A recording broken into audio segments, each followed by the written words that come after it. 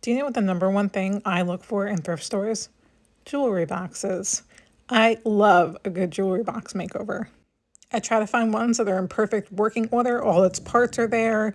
Maybe the inside's a little dirty, we can fix that, but it doesn't smell and it's not missing anything.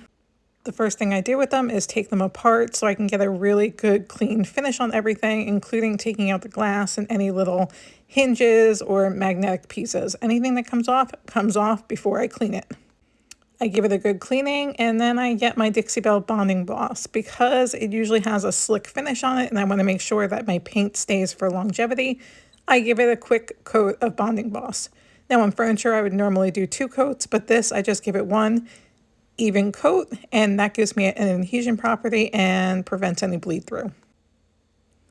That way I know everything is coated all nicely and I have a clean slate to paint on top of. After 24 hours, I will go into painting. I also use the bonding gloss on the glass if I want to cover the glass. This one happens to be etched and it's etched on the inside. So the entire thing's going to get coated with bonding gloss and I will paint it to match the box and the inside of the box. For this one, I chose this beautiful color called Antebellum Blue from the Dixie Belle Paint Company chalk paint line. I will give the box 2 even thin coats of paint. So you can see that the paint might not be perfect on our first coat, but the second coat will cover anything I missed, and I will need to get a small brush and do some of those finer details after I'm done. I also got their chalk mineral paint and color in Terracotta to do some blending because it's going to match the transfer that I'm going to be putting on this piece. On my first blend, I just get those colors down, making sure that they blend kind of nicely together, and on my second blend, I make the blend more perfect. On this box, I'm using this brand new transfer. It's a mid-size transfer called Antique Flora. It has 3 different images in it, and we're just using one of them that I cut in half to put on the doors.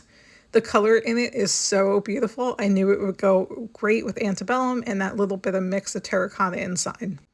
I carefully work the outside of the transfer to get that to release onto the door, and then work into the recessed parts, making sure that I don't rip or tear my transfer. I do have to take my time with this, but it's so worth it in the end, the way it looks.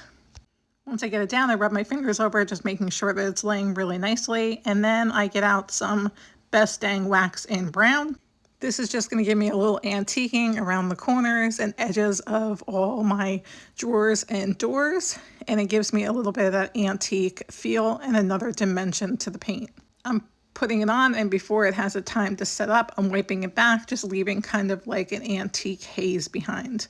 I could have done this with glaze, but I absolutely love the way that wax looks. Then I got out some Gilding Wax and just gently touch those hardware that doesn't come off to give them a little bit of shimmer and put a little bit of metallic back on them.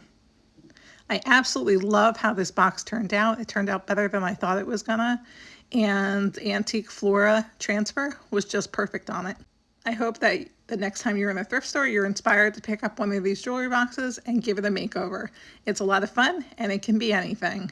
Have a great day.